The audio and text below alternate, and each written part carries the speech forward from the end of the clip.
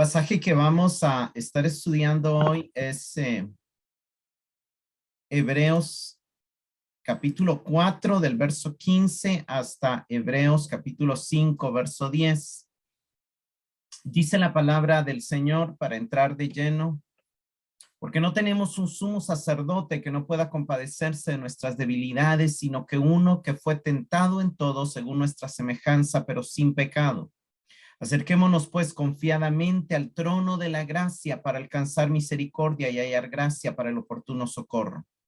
Porque todo sumo sacerdote tomado de entre los hombres es constituido a favor de los hombres en lo que a Dios se refiere, para que presente ofrendas y sacrificios por los pecados. Verso 2, para que se muestre paciente con los ignorantes y extraviados, puesto que él también está rodeado de debilidad.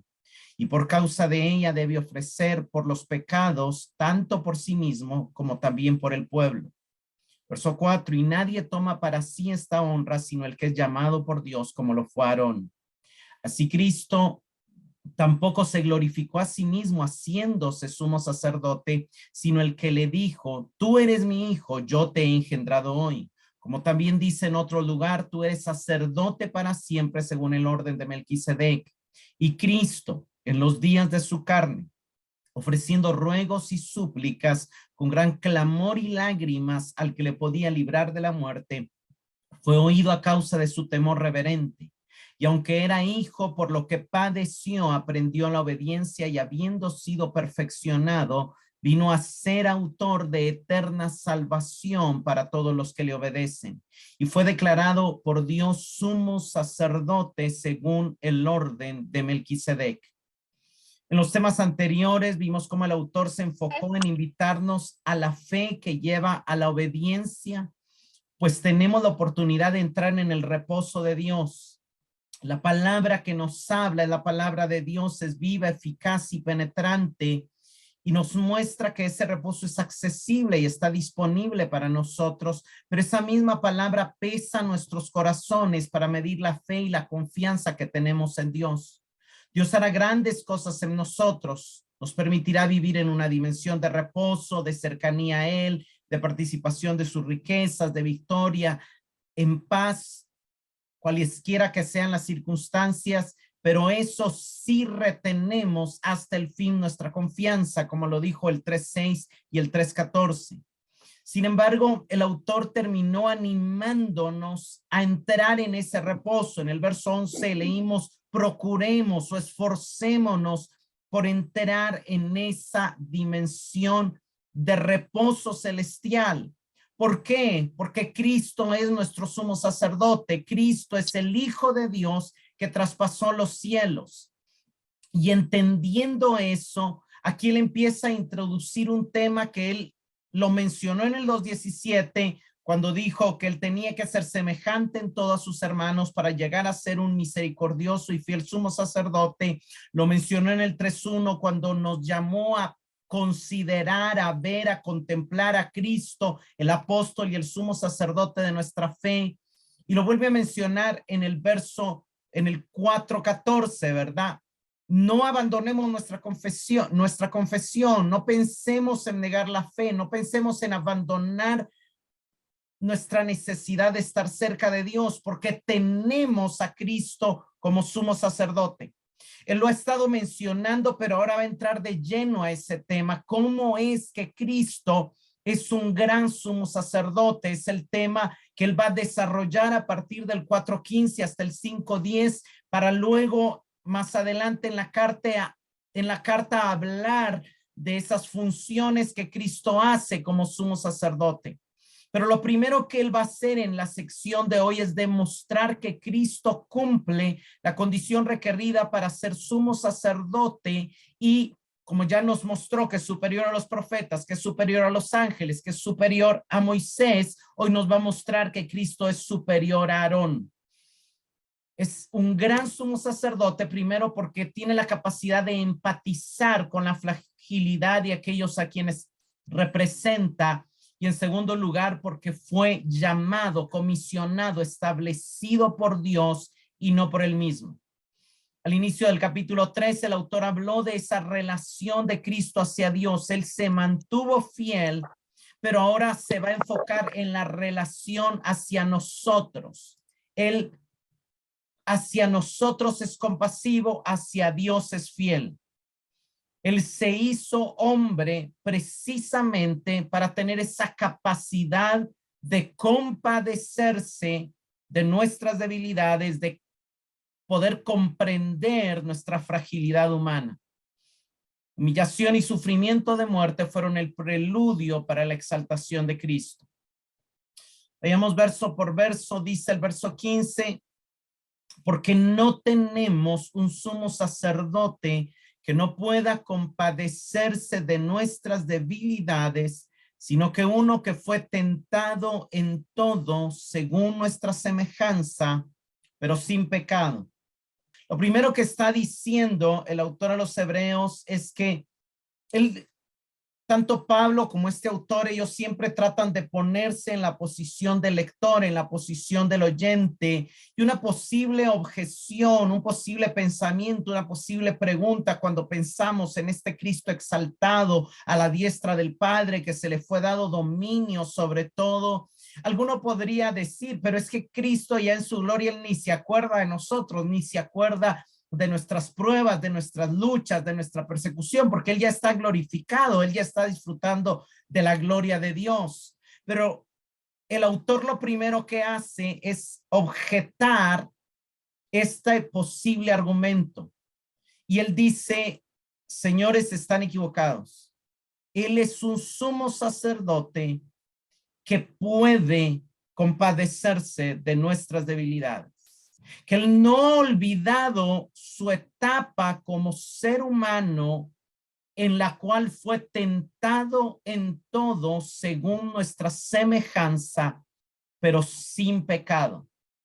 El autor está afirmando que el estado de exaltación y glorificación que Cristo, del cual Cristo goza, no le impide identificarse con aquellos que nos sentimos muchas veces débiles, indefensos o atribulados en las circunstancias que estamos viviendo. De hecho, él ya mencionó algo en el capítulo 2, versos 17 y 18. Vamos a Hebreos 2, 17 y 18.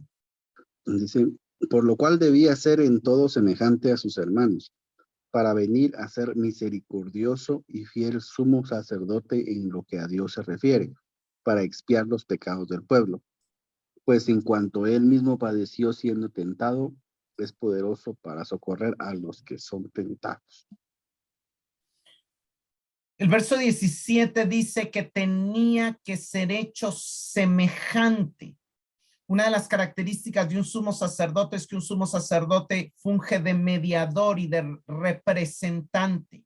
Él no podía representarnos si no compartía nuestra naturaleza humana, esa naturaleza que se cansa, que se duele, que se aflige, que tiene hambre, que tiene sueño, que tiene sed y que es atraída a centrarse en sí misma, que es atraída a satisfacer los deseos, las necesidades, y que no está mal satisfacer un deseo, pero sí está mal cuando la manera de satisfacer el deseo es contraria al diseño que Dios ha dado de satisfacer el deseo. Eso se llama tentación, ¿verdad? Hay un deseo de intimidad que Dios diseñó el matrimonio para satisfacerlo, pero la tentación es satisfacerlo fuera del diseño de Dios. Hay un deseo de comer comida que está, obviamente no es pecado satisfacer ese deseo comiendo, pero cuando ya se hace sin falta de dominio propio, en glotonería, o cuando se hace infringiendo, por ejemplo, un voto que se había hecho de ayuno, pues ya sería una tentación, como en el caso de Jesús, ¿verdad? Que estaba en un ayuno y le fue presentado la oportunidad de convertir el pan en piedra, la piedra en pan, perdón.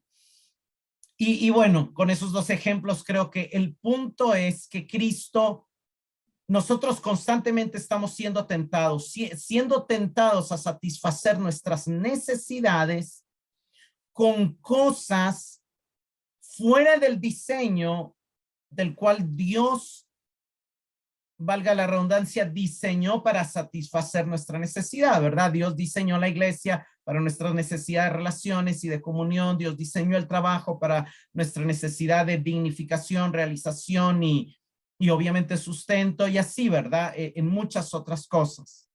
Pero Cristo fue tentado en el sufrimiento y esa tentación le hace capaz de socorrer a los que somos tentados.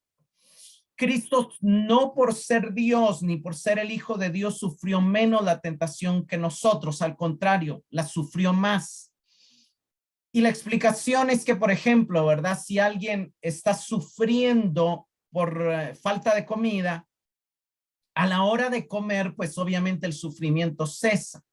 Pero si tarda más tiempo en llegar esa comida, el sufrimiento es mayor. Cristo nunca satisfizo ningún deseo, ninguna necesidad hasta que no tuviera el tiempo, la indicación o el permiso del Padre para hacerlo. Y para que ese tiempo se llegara, tuvo que resistir un mayor tiempo y nunca cedió a la tentación. Eso hizo su sufrimiento ante la tentación mayor que el nuestro, porque nosotros, aunque en algún momento hemos quizá podido resistir tentaciones, lo hemos hecho con la gracia de Dios, con el auxilio del Espíritu Santo, pero no podemos negar que en la mayoría de las ocasiones muchas veces cedemos a la tentación y al ceder a la tentación, obviamente en el momento que cedemos, pues se infringe el pecado, pero también la tentación, la resistencia, el sufrimiento, el dolor, pues se acaba porque aparentemente la tentación, lo que la tentación ofrece está satisfaciendo nuestra necesidad, aunque en realidad no lo está haciendo. El punto del autor es mostrarnos que la capacidad de Cristo de compadecerse de nosotros deriva de su completa participación en la naturaleza humana. No solo nosotros sufrimos, él también sufrió. Y por eso se relaciona con nuestro sufrimiento por experiencia, no por concepto. Él sabe lo que se siente estar siendo tentado. Él sabe lo que se siente estar siendo atacado. Él sabe lo que se siente ser rechazado. Él sabe lo que se siente ser humillado. Él sabe lo que se siente estar solo. Él sabe lo que se siente estar angustiado. Él conoce todas esas emociones negativas que producen en nosotros esta tentación en el caso de los lectores y a veces de nosotros de pensar que no vale tanto la pena seguir a Dios, servir a Dios o resistirnos ante la oferta del pecado. Eso sí, el autor deja bien claro que Cristo fue tentado en todo, pero sin pecado. Cuando la Biblia dice en todo, obviamente no debemos menospreciar ese en todo. Ese en todo tiene mucho significado. Ese en todo quiere decir que no hay nada que alguien pueda vivir en lo que Cristo no lo pueda comprender. No hay absolutamente nada, ninguna lucha, batalla, tentación que Cristo no haya experimentado, quizá no de la misma forma, quizá no de la misma manera, pero sí que necesita la misma resistencia, sí que necesita o que conlleva el mismo nivel de dolor.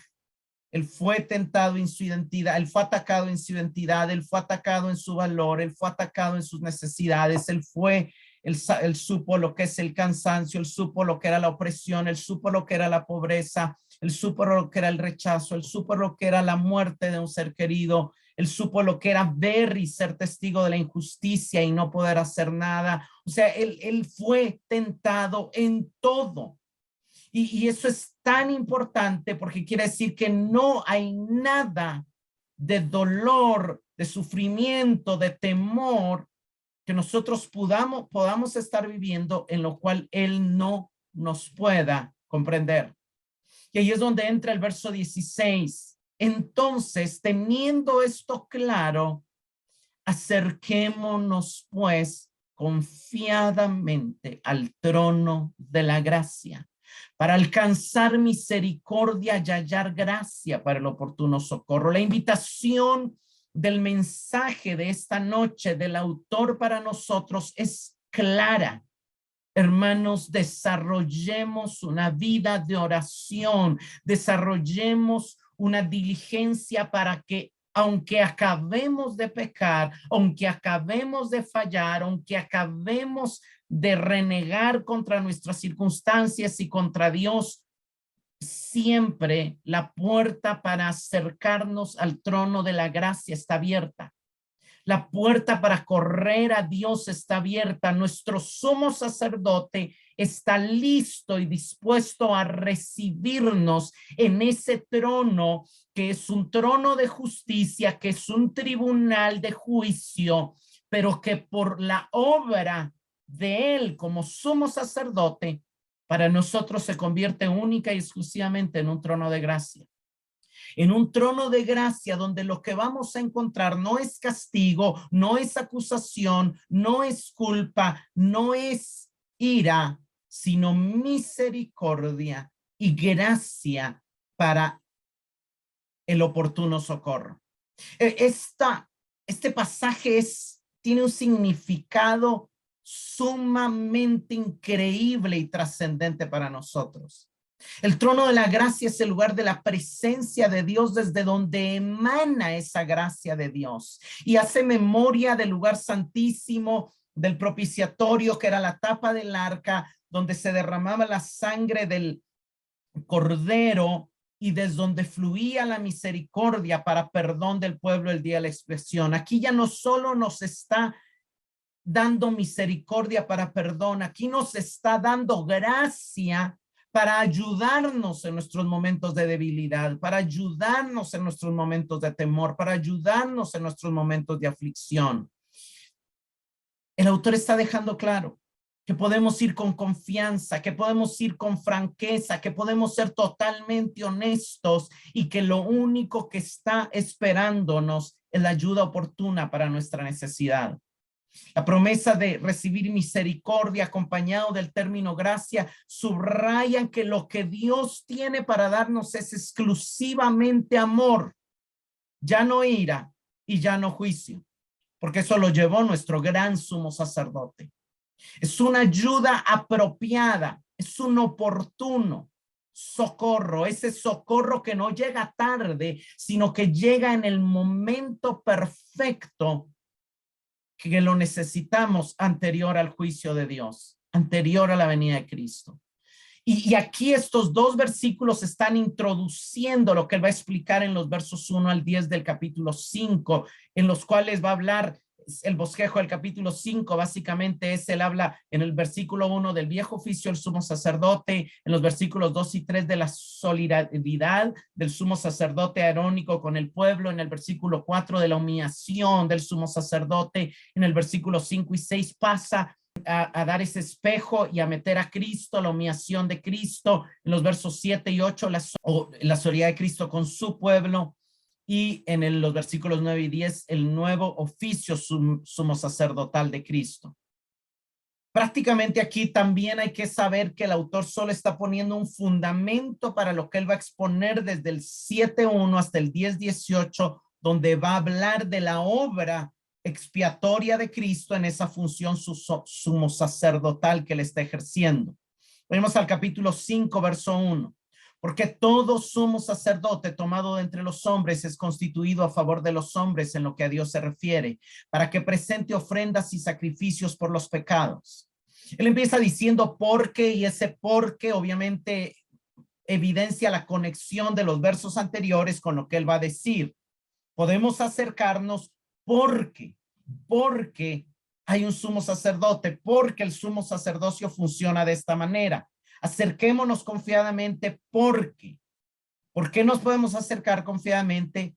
Primero, porque todo sumo sacerdote, aquí está hablando de los sumos sacerdotes reales de ese tiempo, del orden levítico, descendientes de Aarón, es seleccionado de entre los hombres a favor de los hombres para representarlos ante Dios. En lo que a Dios se refiere, Dios los llama, ¿para qué? Para que ellos presenten ofrendas y sacrificios por los pecados. O sea, Dios siempre ha mostrado su amor y su deseo de acercarnos a Él, y una de las maneras en que lo hizo fue estableciendo a los sumos sacerdotes como mediadores. Tanto las ofrendas como los sacrificios aquí prácticamente se están refiriendo a esos medios de gracia que Dios había dado en el antiguo pacto para la expiación, el perdón y la remoción del pecado. Verso 2. Para que se muestre paciente con los ignorantes y extraviados, puesto que él también está rodeado de debilidad. Aquí todavía no está hablando de Jesús, pero va a ir a Jesús. Pero lo que está diciendo es que el sumo sacerdote levítico no puede ser sumo sacerdote si primero no conoce sus propias limitaciones, si primero no conoce la naturaleza frágil, débil y con tendencia pecaminosa que constituye al ser humano. El sumo sacerdote, para ser sumo sacerdote, tiene que mostrarse paciente con los ignorantes y extraviados. No puede juzgar a los demás, no se puede sentir más espiritual que los otros. Tiene que reconocer que él también está rodeado de debilidades, tiene que estar consciente de su propio pecado, de su propia fragilidad, para moderar su disgusto y su ira hacia los pecados del pueblo. Su compasión se extendía, sin embargo, en el Antiguo Testamento hacia los que por ignorancia y error habían pecado, pero con aquellos que conociendo la ley la infringían, los eran excluidos de la congregación de Israel o eran apedreados o lapidados, que es lo mismo. Verso 3, y por causa de ella, por causa de su debilidad humana y de su comprensión de la naturaleza humana frágil, débil, pecaminosa, afectada por la caída, debe ofrecer por los pecados, tanto por sí mismo como también por el pueblo. Lo primero que el autor muestra es cómo este sumo sacerdote tiene una extraordinaria dignidad. Pero esto no quiere decir de que él se olvida de su humanidad. En todos los ritos que se hacían en el Antiguo Testamento, el sumo sacerdote, antes de presentar sacrificios por el pueblo, debía de presentar sacrificios por sí mismo. ¿Por qué? Porque tenía que santificarse primero él mismo para luego fungir como representante del pueblo y pedirle a Dios que santificara y perdonara al pueblo. Ahora hay un tema aquí que el autor va a enfatizar, que es el llamado de Dios para el sumo sacerdote. Vayamos a Éxodo 28, 1 y 2. Haz que se presenten ante ti Aarón y sus hijos Nadab, Abiú, Eliezer y Itamar. De entre todos los israelitas, ellos van a ser mis sacerdotes. Hazle a tu hermano Aarón ropa sagrada que le dé honra y distinción. Entonces vemos que su ropa le revestía de honra, de distinción. Era llamado por Dios y tenía un oficio destacado. Sin embargo, y eso quería decir obviamente, ¿verdad? Que el estar en constante servicio a Dios le facilitaba llevar una vida intachable y le facilitaba alcanzar un alto nivel de disciplina personal. Eso no quería decir que él siguiera siendo falible y siguiera teniendo naturaleza pecaminosa. Y por eso era necesario que primero ofreciera sacrificios por sí mismo. Veamos a Levítico 9:7. Y dijo Moisés a Aarón: acércate al altar y haz tu expiación y tu holocausto, y haz la reconciliación por ti y por el pueblo. Haz también la ofrenda del pueblo, y haz la reconciliación por ellos como ha mandado Jehová. Entonces, primero debería de hacer expiación por él para después luego hacerlo por el pueblo. Primero tenía que santificarse él. Verso 4. Y nadie toma para sí esta honra, sino el que es llamado por Dios, como lo fue Aarón. Nadie nunca en la historia pudo proponerse como candidato a sumo sacerdote. Ningún sumo sacerdote fue elegido ni por sí mismo, ni por ningún profeta, ni por votación democrática del pueblo. No, no, no, no, no. El establecimiento del sumo sacerdocio era un llamado divino que Dios le hizo a Aarón y a su descendencia. En el Antiguo Testamento está bien claro el carácter hereditario del oficio sumo sacerdotal. Vayamos a Números 3:10.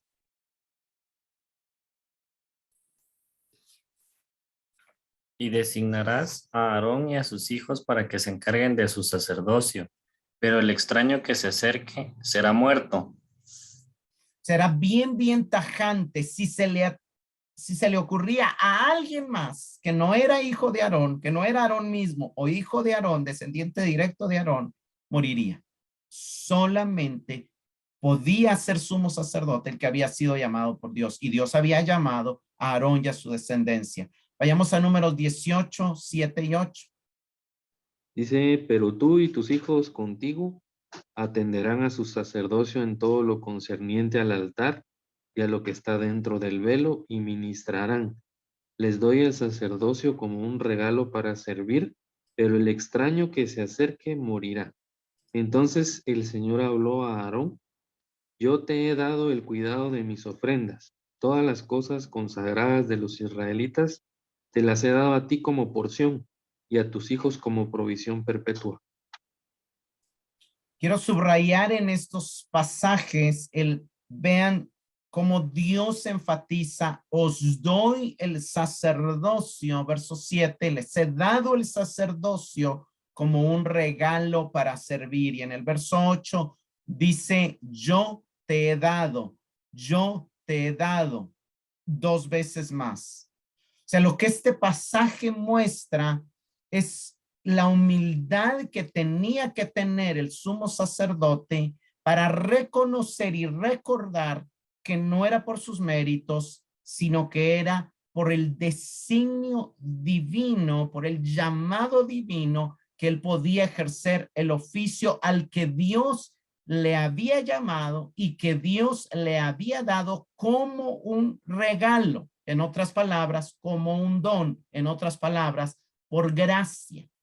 Y el autor está enfatizando eso y nos está recordando eso en el verso 4. Nadie nunca tomó para sí esta honra. Nadie nunca se enorgulleció de ser sumo sacerdote. Verdaderamente, obviamente, no todos tuvieron el mismo nivel de obediencia, de sometimiento a Dios, pero nadie nunca se podía enorgullecer de decir, porque hice esto, porque logré esto, porque era bueno para esto. No, no, no, no, no.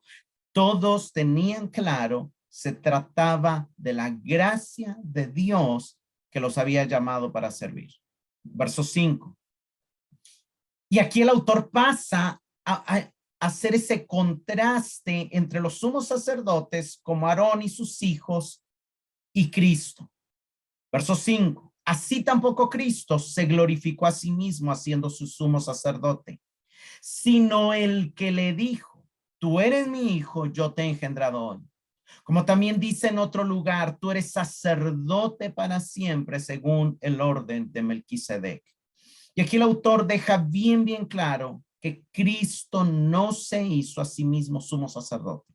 Fue el Padre el que cuando lo resucitó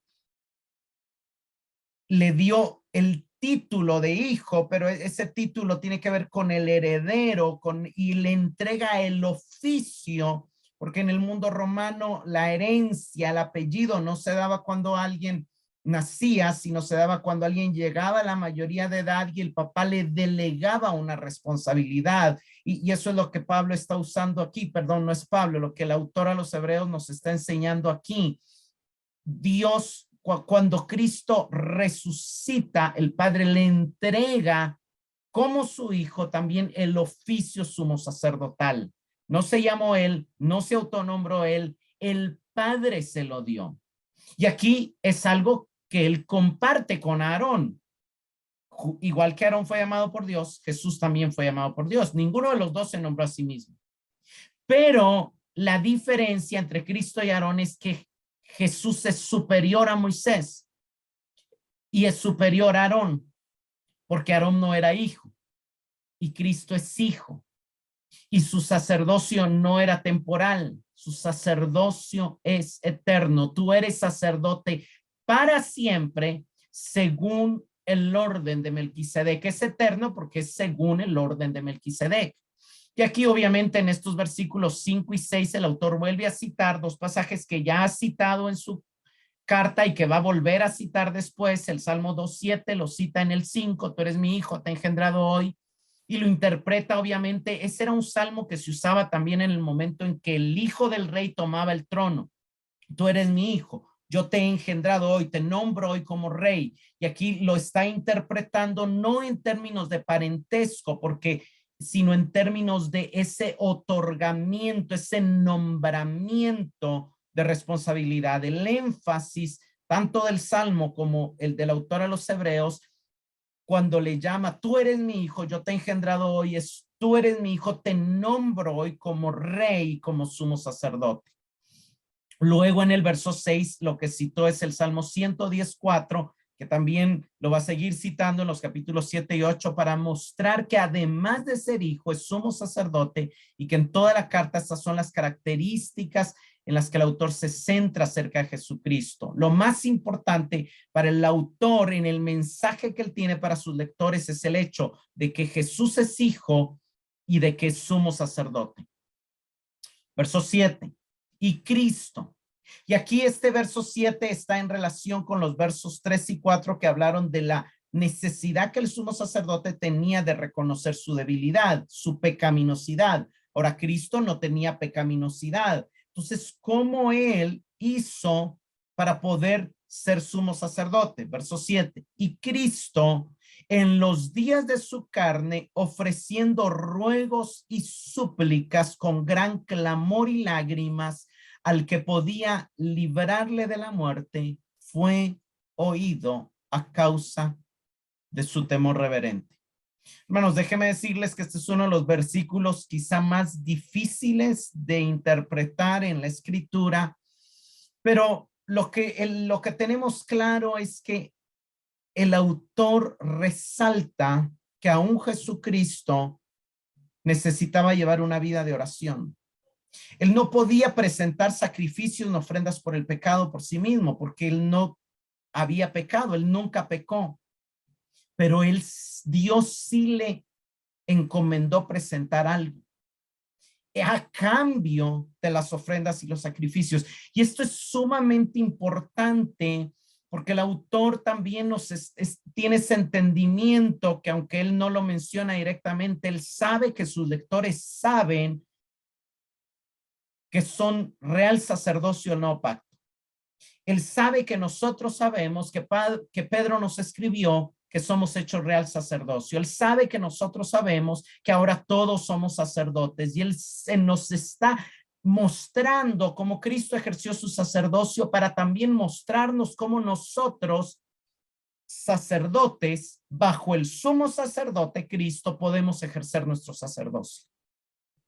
Él está diciendo que Cristo fue oído, no por ser el Hijo eterno de Dios, no por ser el Hijo encarnado de Dios. Y eso es sumamente chocante. Fue oído a causa de su temor reverente. Hay algunos puntos que este pasaje nos muestra.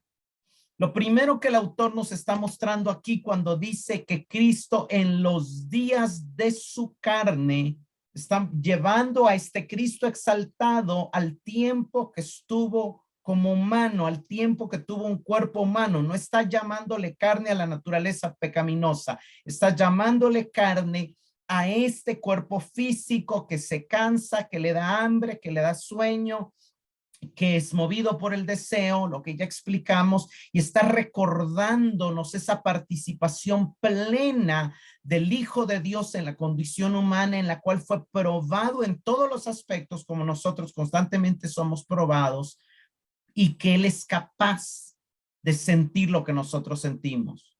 William Ley comenta, estas conmovedoras palabras expresan con qué intensidad Jesús entró en la condición humana, tan profundamente que le arrancó gritos, lágrimas y oraciones y súplicas. Si algo tiene la naturaleza humana, es que en cualquier momento puede haber algo que nos arranque gritos, lágrimas, súplicas, pero idealmente debe guiarnos a orar.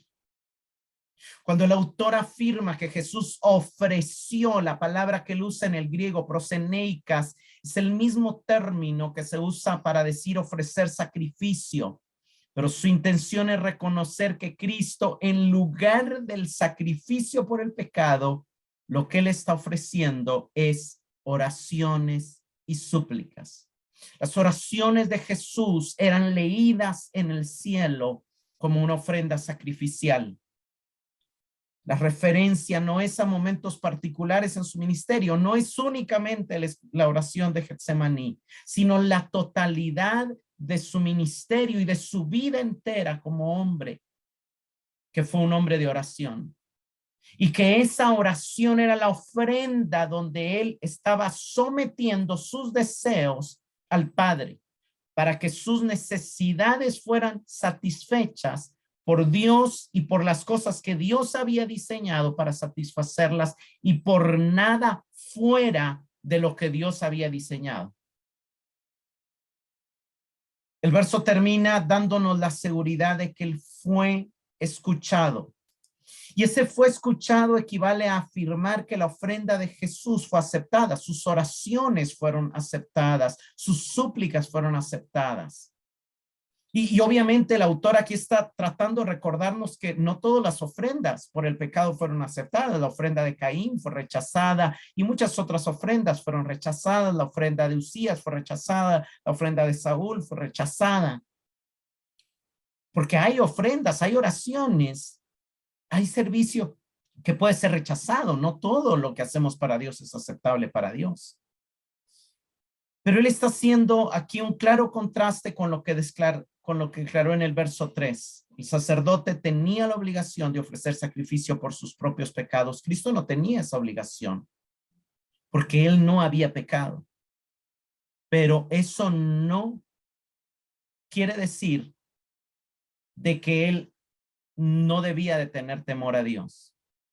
A pesar de ser un hombre sin pecado, a pesar de ser el Hijo eterno de Dios, él entendía que la participación de la naturaleza humana la debía vivir en un temor piadoso, en un temor reverente a Dios. ¿Por qué? Porque la ausencia de pecado provenía precisamente de ese temor piadoso. Era la conciencia de la santidad de su padre, de que Dios había diseñado ciertas cosas, de que vivía en un mundo que se había rebelado contra Dios, que había torcido y cambiado los diseños del padre, lo que le hacía vivir con una gran cautela en este mundo. Las consideraciones aportan un grado de claridad y demuestran que ciertos enfoques que se dan al verso 7 son insostenibles. Ahora, la pregunta que surge es, ¿en qué sentido fue oído? Ya que no fue rescatado de una muerte inminente. Fue oído y fue librado. Dice que clamaba al que podía librarle de la muerte y sin embargo fue a la cruz. Entonces, ¿qué es lo que el autor nos está diciendo? Obviamente la respuesta es que él fue librado de que la muerte tuviera dominio sobre él. No fue librado de que la muerte lo tocara, pero sí fue librado de entrar al reino de la muerte, porque la muerte no pudo retenerlo. La muerte no pudo vencerlo. Otra de las posibles explicaciones es que la oración que le elevó a Dios no necesariamente fue por no morir. Y de hecho, cuando vamos a los evangelios y a leer sus oraciones, Jesús no se le impidió la experiencia de la muerte, pero sus oraciones fueron escuchadas, porque realmente lo que él pidió en oración fue su glorificación, fue ser glorificado. y realmente él ahora está exaltado y sentado a la diestra del Padre. Cuando nosotros vamos a una de las oraciones, por ejemplo, Juan 17:5, él le dice, ahora pues, Padre, glorifícame a tu lado con aquella gloria que tuve contigo antes de que el mundo fuese. Ese fue su ruego y ese ruego fue respondido. Vayamos a Juan 12, 27 y 28. Ahora está turbada mi alma, ¿y qué diré? Padre, sálvame de esta hora, mas para esto he llegado a esta hora. Padre, glorifica tu nombre. Entonces vino una voz del cielo, lo he glorificado y lo glorificaré otra vez. Amén. Miren, hermanos, la oración de Jesús, él duda. Dice, ¿qué diré? ¿Te diré que me salves de esta hora? Pero luego dice, pero si para esta hora he llegado. O sea, Juan está diciendo con otras palabras lo que los otros evangelistas nos muestran en Getsemaní. Si es posible, pasa de mí esta copa, pero hágase tu voluntad y no la mía. Él al final no pidió no ir a la cruz, sino lo que él pide es glorifica tu nombre. Y esa oración fue respondida. Esa oración fue respondida. Strobel sugiere también que aquí el autor está citando o al menos aludiendo el Salmo 116. Vayamos al Salmo 116 del 1 al 8. Amo a Jehová, pues ha oído mi voz y mis súplicas, porque ha inclinado a mí su oído, por tanto le invocaré en todos mis días. Me rodearon ligaduras de muerte, me encontraron las angustias del Seol, angustia y dolor había yo hallado. Entonces invoqué el nombre de Jehová, diciendo, oh Jehová, libra ahora mi alma. Clemente es Jehová y justo, sí, misericordioso es nuestro Dios. Jehová guarda a los sencillos, estaba yo postrado y me salvó. Vuelve, oh alma mía, a tu reposo, porque Jehová te ha hecho bien. Pues tú has librado mi alma de la muerte, mis ojos de lágrimas y mis pies de resbalar. El Salmo está afirmando que el Señor oye sus súplicas y por eso le invoca, por eso él ora. Él ruega al Señor que salve su vida, llama a su alma a volver al reposo, y este salmo es bien interesante porque como que el autor sí tiene en mente este salmo, porque acaba de hablar del reposo y ahora está hablando de la importancia de la oración y cómo el entrar en el reposo se relaciona con la oración. Eso es sumamente interesante. Verso 8, y aunque era hijo, por lo que padeció, aprendió obediencia. Aunque era el Hijo eterno de Dios, al encarnarse entró en una nueva dimensión y experiencia en la cual, como los seres humanos, tuvo que aprender y aprendió por medio de padecimientos. Obviamente no todo sus aprendizaje fue por medio de padecimientos, pero uno de los medios por los cuales él aprendió obediencia fue los padecimientos. Veamos algunos pasajes que nos hablan de la humanidad de Jesús. Lucas 2:40. Y el niño crecía y se fortalecía y se llenaba de sabiduría, y la gracia de Dios era sobre él. Cuando Cristo toma cuerpo humano, dice la Biblia de que él se despojó de su divinidad tomando forma de hombre. No se despojó por sustracción, sino que se despojó por adición. Cuando él se mete en el cuerpo humano, él tiene que limitar su omnisciencia porque ningún ser humano es omnisciente. Cuando él se mete en el cuerpo humano, él tiene que limitar su omnipresencia porque siendo humano no podía ser omnipresente. No pierde sus cualidades como Dios, sino que las limita por la adición. Entonces, al nacer como un bebé, él tuvo que crecer en sabiduría, él tuvo que estudiar las escrituras y él tuvo que aprender como ser humano a obedecer. Vayamos a Isaías 53:3. Despreciado y desechado entre los hombres, varón de dolores, experimentado en quebranto, y como que escondimos de él el rostro, fue menospreciado y no lo estimamos. Cuando el autor dice por lo que padeció, no está diciendo específicamente ciertos momentos, no se está refiriendo a la cruz, no se está refiriendo a Getsemaní, sino se está refiriendo a esa vida entera donde por causa de su divinidad, de su santidad y de un mundo hostil rodeado de pecado, hubo mucho padecimiento en Cristo, hubo mucho padecimiento, el ser testigo de la muerte, el ser testigo de la injusticia, el haber dejado la gloria y venir a meterse en este mundo quebrado y podrido, lo hizo ser desde pequeño un varón de dolores experimentado en quebranto. O sea, fue sumamente difícil y nosotros no lo podemos comprender porque nosotros crecemos normalizados a la muerte. La muerte nos rodea más de lo que nos imaginamos. Para nosotros es normal que la fruta se pudre, que los animales se mueran, muchas cosas, pero para él que viene de una gloria totalmente diferente, entrar en un mundo plagado por la muerte fue sumamente sufrido, doloroso, pero eso lo preparó para poder, cuando él inició su ministerio, él ya había alcanzado un grado de sometimiento y de obediencia al Padre, que la obediencia que aprendió no fue para ir a la cruz, fue para empezar su ministerio y hacer todo en sujeción al Padre, para solo decir lo que el Padre le dijera que dijera y para solo hacer lo que el Padre le dijera que hiciera. Ese es el significado de este pasaje, pero lo que el autor nos está tratando de decir también es que hay un valor en el padecimiento que los lectores están viviendo y hay un valor también el aprender la voluntad revelada de Dios. Cristo aceptó libremente el sufrimiento de la muerte también porque lo aprendió de las Escrituras. Y por medio de la escritura, él entendió el diseño de Dios para hacerlo mediador entre Dios y los hombres, para hacerlo sumo sacerdote, para hacerlo salvador. Él leyó pasajes como Isaías 53, del 7 al 12, y entendió que se trataba de él. Vayamos al pasaje. Fue maltratado y él se humilló y no dijo nada.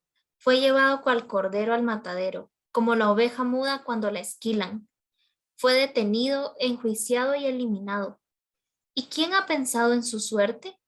Pues ha sido arrancado del mundo de los vivos y herido de muerte por los crímenes de su pueblo. Fue sepultado junto a los malhechores y su tumba quedó junto a los ricos, a pesar de que no cometió violencia ni nunca salió la mentira de su boca. Quiso Yahvé destrozarlo con padecimientos y él ofreció su vida como sacrificio por el pecado. Por eso verá sus descendientes y tendrá larga vida, y el proyecto de Dios prosperará en sus manos. A cambio de las amarguras que haya padecido su alma, gozará del pleno conocimiento. El justo, mi servidor, hará una multitud de justos y se hará cargo de sus deudas. Por eso lo contaré entre los grandes y le daré la herencia reservada a los fuertes, porque se ha negado a sí mismo hasta la muerte y ha sido contado entre los pecadores, cuando llevaba sobre sí el pecado de muchos e intercedía por los pecadores. Por lo que padeció, aprendió y obedeció, podríamos decirlo de otra manera. Padeció al entrar, solamente el hacerse hombre ya era un padecimiento. El aprender no solamente fue a través de experiencias, fue a través de la escritura. Él leyó este pasaje y entendió que iba a haber un momento donde él no iba a poder abrir su boca, donde él se iba a entregar a sí mismo, donde él iba a cargar nuestro pecado. Y él estuvo dispuesto y listo a obedecer cuando llegara el cumplimiento de ese momento. Verso 9. Y habiendo sido perfeccionado, vino a ser autor de eterna salvación para todos los que le obedecen y fue declarado por Dios sumo sacerdote según el orden de Melquisedec. Hay que explicar aquí que la palabra perfeccionado o haber sido perfeccionado realmente es una palabra que en la Septuaginta se usa cada vez que se designa un sumo sacerdote. La palabra no significa que algo no era perfecto y llega a ser perfecto, sino la palabra podría significar habiendo sido preparado para el oficio o capacitado para el cargo o consagrado para el cargo. De hecho, por ejemplo, en Éxodo 29:9, cuando dice así, consagrarás a Aarón y a sus hijos, en la Septuaginta es así, teleioseis a Aarón y a sus hijos, Y aquí lo que dice es habiendo sido teleios, y también en Levítico 4:5 dice que luego el sumo sacerdote ungido, y la palabra ungido es esta palabra teleiomenos, que es la misma raíz, tomará sangre del novillo y la traerá a la tienda de su reunión. Lo que el autor está diciendo es que Cristo fue designado, preparado, consagrado, ungido para ser el mediador a través del padecimiento. Y que cuando ya fue nombrado y fue puesto en la cruz, entonces vino a ser autor de eterna salvación. El autor quiere recordarnos que nuestra salvación no fue puntual al momento en el que creímos. La salvación nuestra es una salvación constante, continua, eterna, permanente. La palabra eterna no solo incluye el hecho de que durará para siempre, sino de que constantemente está haciendo algo en nosotros. Cristo ha sido perfeccionado, consagrado, preparado, constituido por Dios como sumo sacerdote para nosotros. Y aquí la designación de Jesús como sumo sacerdote de Melquisedec indica la aceptación de su sacrificio y la eternidad de su sacrificio. La alusión sirve para conectar el sacerdocio de Jesús con su obra salvadora. Ahora, de todo el pasaje para nosotros, hermanos, lo primero que el autor resalta es la compasión de Cristo. Para Dios es fiel, para nosotros es compasivo, comprende nuestras tribulaciones, conoce la humillación y el dolor por experiencia. Pero el objetivo de esta sección es enseñarnos la importancia de la oración y de la obediencia, con el entendimiento de que contamos con el apoyo de nuestro sumo sacerdote y salvador, que constantemente nos está salvando de peligros, de tentaciones, de luchas, de batallas, de ataques del enemigo. El autor está buscando resaltar la importancia de la oración en la vida cristiana para cumplir nuestra comisión también nosotros como sacerdotes bajo el sumo sacerdote para poder obedecer a Dios. Está introduciéndonos a los sacrificios del nuevo pacto, que ya no son sacrificios de animales, sino que son oraciones y súplicas. Está recordándonos que Él fue tentado en todo, pero que fue oído y que está para ayudarnos. Algo muy interesante de esta sección, hermanos, es que el autor no presenta ni a Jesús, ni al sumo sacerdote, ni a nosotros como héroes. Por supuesto, el sumo sacerdote tenía un alto digno de honor. Cristo hoy tiene un alto digno de honor. Pero el énfasis es resaltar el sometimiento a Dios que produce el sufrimiento. El énfasis es que tanto Jesús como los hombres y mujeres de fe son protagonistas de la historia. Y todos atraviesan procesos de dolor en medio de los cuales claman a Dios y son escuchados. Pero el único héroe es Dios. Le escribe su historia a través de Jesús y a través de su pueblo. Hermanos, vivimos en un mundo donde se nos promociona llegar a ser héroes. Pero la escritura no nos promociona para ser héroes. Pero la escritura sí nos dice que Dios quiere usarnos para hacer historia. El autor está escribiendo a un pueblo que está atravesando persecución y le está mostrando que en esta persecución Jesucristo los comprende, los ayudará y los librará. El escritor subraya este requisito del mediador, ser consciente de la debilidad y la limitación humana sin negar su capacidad y llamado divino. Y el autor nos está recordando que nosotros no somos sacerdotes en el nuevo pacto porque seamos dignos de serlo, ni por méritos, ni por obras, sino porque Dios también nos ha llamado y porque Cristo nos ha salvado y Él es nuestro sumo sacerdote y nosotros somos sacerdotes. Y aunque estemos atravesando por dolor y por tribulación y por tentaciones, número uno, el trono de la gracia y la misericordia están siempre abiertos. Número dos, Jesucristo se compadece de nosotros y no nos acusa, no nos ataca, no nos castiga, nos comprende. Pero número 3, es nuestra la responsabilidad de ofrecer a Dios clamor, súplicas, ruego y, si es necesario, lágrimas también. Termino con las preguntas de reflexión. Quizá fácilmente afirmamos y meditamos en la obediencia y en la gloria de Cristo, pero ¿qué tan a menudo recordamos que Él atravesó por todo tipo de sufrimientos, tentaciones y debilidades? ¿Te impacta notar que aunque Cristo era el Hijo eterno de Dios, tuvo que estudiar las Escrituras, orar y crecer en sabiduría y gracia en su humanidad? ¿Te hace notar que nosotros de la misma manera estamos llamados a estudiar las Escrituras, a orar para crecer en fe y en obediencia? ¿Notas cómo el autor habla de los padecimientos como un medio de crecimiento y de preparación, tanto para Cristo como para nosotros? ¿Ves tú los padecimientos de la misma manera? ¿Estás consciente de que eres un sacerdote real y de que una de tus tareas es ofrecer ya no sacrificios, pero sí oraciones, clamor y súplicas a Dios? Hermanos, quisiéramos ser el superhéroe que pelea contra los malos y no nos damos cuenta que eso es precisamente lo que somos llamados a hacer, pero no para ser vistos, sino para hacerlo en oración a Dios. Señor, te damos gracias por tu palabra.